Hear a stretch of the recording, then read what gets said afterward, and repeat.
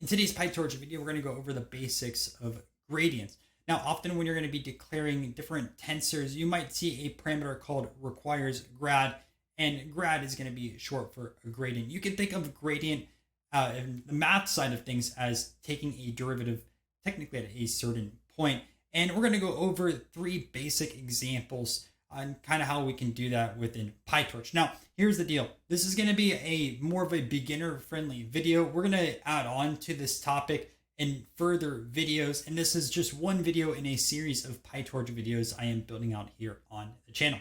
With that in mind, let's jump on my computer right now and let's start coding. All right, so I have a brand new Google Colab notebook over here. The first thing we're going to do is import in Torch, which is essentially going to bring in everything we need for PyTorch in this specific video. It's going to run over here.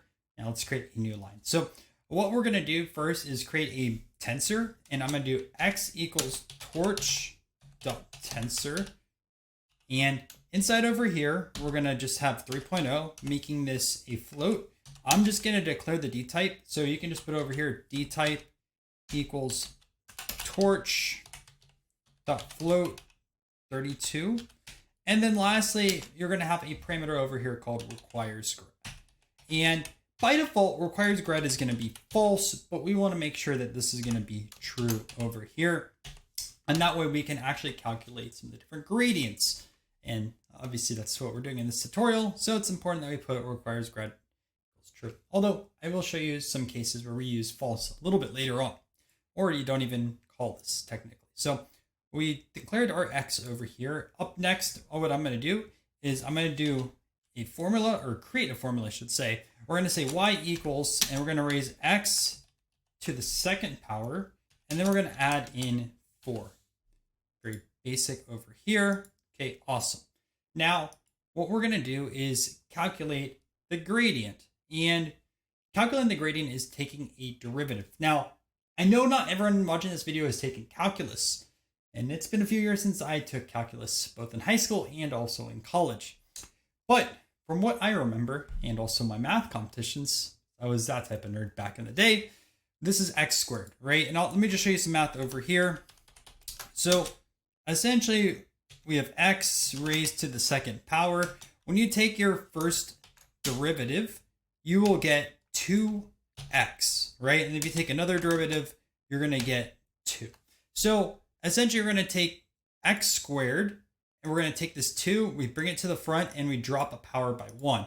So this is technically 2x to the first power, but we don't really care about the first power because it's always going to just be this 2x.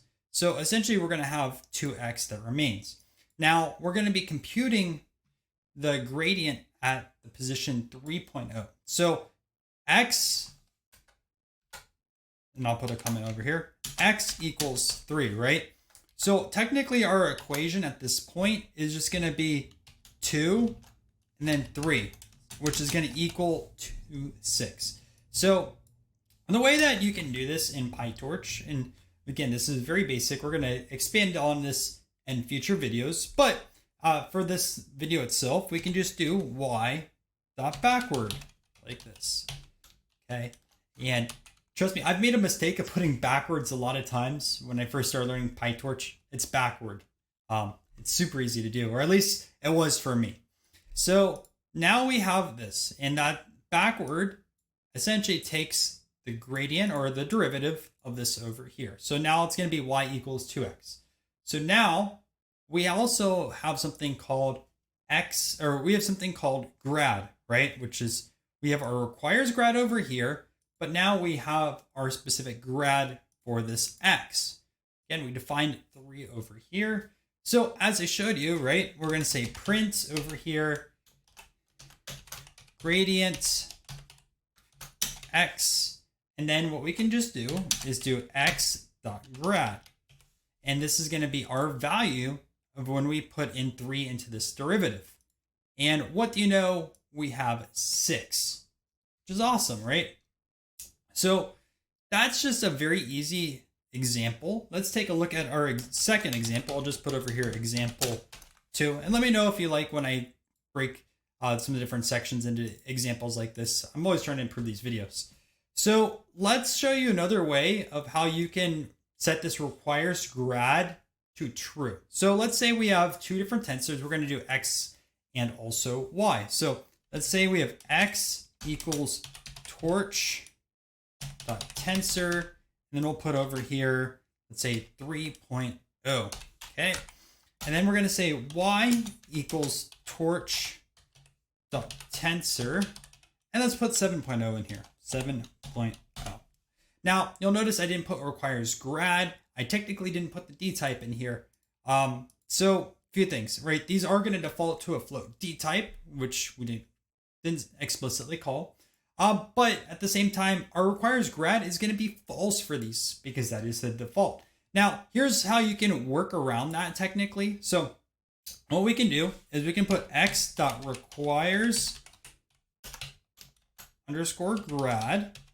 And what we're going to do is put another underscore.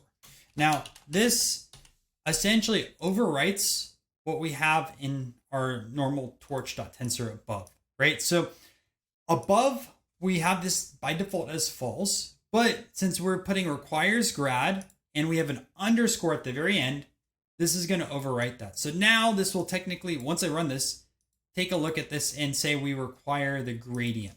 And I'm going to do the same thing for y as well, because we're going to compute it for both of these. So let's put a y in here, and that's what we're going to take a look at for this example, right? Computing two different gradients at once for x and y. And we have that. Okay, great. Now we can continue to move forward. All right, and now we're going to create another function. We're going to say z equals x raised to the y power. And this is going to be a lot more of a complicated derivative. I'm not going to show the full math with this one. But let's show you how we can calculate these here with this Python code. So like above, right, you see how I did the backwards? I took a look at our final output, which is our y, and I did backwards from there. We're going to do the same thing here. So we can do z.backward, right? It doesn't always have to be specifically on y. It has to be what you're trying to solve for. So z.backward, we have that now. And it's time to take a look at our two final answer. So what's going to be the derivative at 3 and also 7? So I am going to copy this awesome code over here, and I'm going to make two lines. We have our x, and we're going to have also our y. So change this out over here, and there we go. 5103 and 2402.665, or technically the true way to say it in math, and 665, that side of things. So another example, again, pretty basic. We have our x and y tensors. We didn't require grad in the beginning, but you can change that and put requires grad over here. Awesome. Now I want to show you the opposite. So essentially in this third example, what we're going to take a look at, and I know it's copying over here. So example number 3, what we're going to do is we're going to originally set up requires grad for 3 different tensors. So I'm going to do y equals mx plus b as kind of like the example for this one. And you should know y equals mx plus b, right? So I'm going to just say example 3, y equals mx plus b, your normal linear equation, right? So like this would usually be your slope. And then this is like you're going to start above or below the axis based around this number for b. But I'm going to essentially set m, x, and b to all tensors. And again, we're going to try to solve for y. So let's do that. And we're going to say m equals, we'll have x equals, and then we're going to have b equals. And since I already have a lot of this code over here, right, I'm just going to copy this. We're going to paste this over here. I'm going to change this up slightly to the numbers I already prepped before this video. So I'm going to make this 2.0 over here. And we're just going to copy a few times. We're going to say 4.0 and 7.0. Okay. So we should be good over here. And what I'm going to put over here is torch.tensor. Once I do that, we're great. So no more errors. Awesome. I'm going to run this. Okay. So I want to show you, like, let's say, for example, we didn't want to actually find the gradient for x. We're just taking a look at m and also b. Well, we can actually change that pretty easily, right? So let's do that. And how we're going to do that is called detach. So what I'm going to do is x equals x dot detach like this. And because I did that, we are no longer requiring the gradient for x. Sounds a little bit weird, but let's keep going forward. Now let's set our equation y equals m times x plus b. Great. And we're going to take it one more step forward. We're going to do a backward. So y dot backward like this. Now, before I show you the results, let's think about this for a second, what we think the final answer is going to be. So I showed you like this very basic example, right? Where we had essentially x to the second powered plus 4 and showed you a little bit about derivatives, right? Where you take whatever's up here, your exponent, you throw it to the front, you subtract your exponent minus 1. So this one, right? This is like x to the first power. We have nothing over here x-wise on this b. What are the results essentially going to be, right? We have b to the first, we have x to the first. What's going to happen? Well, here's what's going to happen. Since this is to the first power, right, this is going to now change to the 0 power. And when you have 0 power, the result's going to be 1, okay? Now over here, right, we're going to essentially have the same exact thing happen, but we have x that's going to be 4, right? So we're going to have 4 times 1 over here, and we're going to have essentially for m, 4. So b is going to be 1, m is going to be 4, and our x, well, we got rid of the requires gradient. So there is going to be no gradient associated with that. Sounds weird, but let's go through that. So I'm going to copy this code. We have x over here. We're going to also have m. So let's just put m up here first. M, we'll have x, and then we'll have b. Okay. And now let's run this. And you can see m is 4, x is none, and b is 1. So again, how this math works, right? So think about it like this. We have m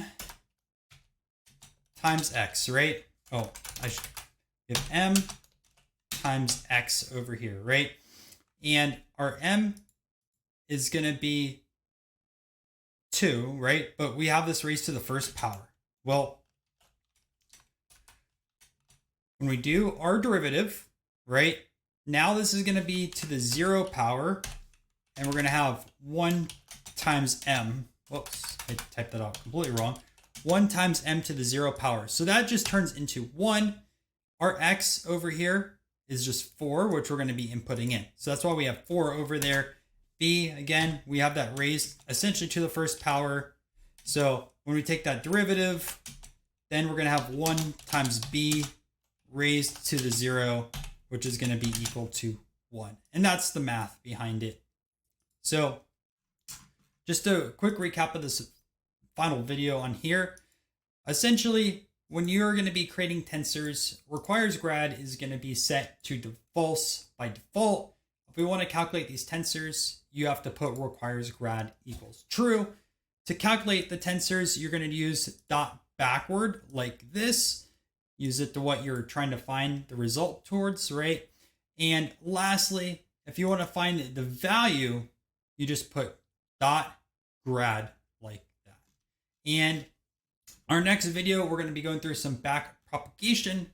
Takes us up a little bit more with the difficulty level, but this is a great way to get your feet wet with PyTorch.